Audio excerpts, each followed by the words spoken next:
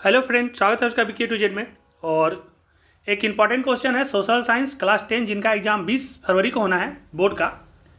और जिनका एग्ज़ाम नहीं भी वो भी देख लीजिएगा, ताकि इसमें से कुछ कुछ ऑब्जेक्टिव में क्वेश्चन बनता है अलग अलग एग्ज़ाम के लिए। और कोई भी आप कंपटीशन देंगे तो ये सब पूछा जा सकता है।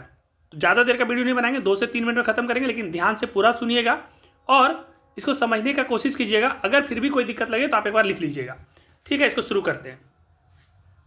जुलाई 1830 के क्रांति के कारण, देखिए जुलाई 1830 में, पहले तो आपको पता होगा कि जुलाई 1830 का जो क्रांति है ये फ्रांस के बारे में बात हो रहा है, क्योंकि फ्रांस में ही क्रांति हुआ था सबसे पहले 1789 में, और उससे पहले अमेरिका में हुआ था 4 जुलाई 1776 को। और अमेरिका से प्रभावित होकर के फ्रांस में भी क्रांति हुई थी। लेकिन 1830 का क्रांति का कारण क्या था, इसको सुनिए। वियना सम्मेलन के तहत फ्रांस को बुर्बो राजवंश के लुई 18वां को फ्रांस का राजा बनाया गया, जिसने पूरे फ्रांस में समान नागरिक संहिता लागू की।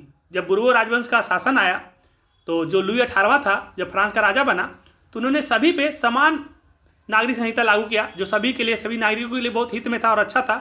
परंतु लुई 18वां का मृत्यु हो जाता है 1824 में, और इसके बाद, इनके मृत्यु के बाद चार्ल्स 10 फ्रांस का राजा बना। और चार्ल्स 10 जो राजा बना ना, वो एक महत्वाकांक्षी राजा था, बहुत ऊंचा ऊंचा सोच रखता था।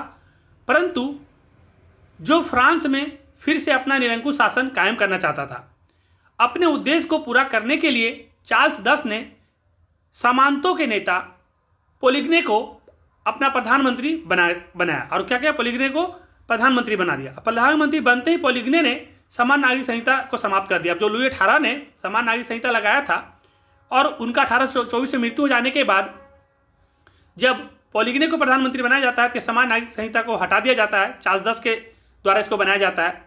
इससे क्या होता है कि अब सभी में, जब जो समान सभी के लिए नागरिक संहिता था वो हटा दिया गया, तो अमीर वर्गों के लिए अनेक विशेष अधिकार दे दिए गए। अमीर वर्गों के लिए बहुत सारे अच्छे अच्छे अधिकार दे दिए गए, और जनता से, जो भी आम जनता था, उसका विशेषाधिकार से वंचित कर दिया गया, उससे विशेषाधिकार छीन लिया गया। अब इसके लिए क्या हुआ कि इस नियम को प्रकाशित होने के बाद जब पूरी जनता को इस सब के बारे में पता चल गया, तो सभी जनता भड़क गई और सड़क पर आ गई। और जब सड़क पर आ गए तो आंदोलन होगा, और आंदोलन हुआ तो फ्रांस के ही राजा, अपने ही देश के राजा के विरुद्ध आंदोलन हुआ, तो गृह युद्ध शुरू हो गया।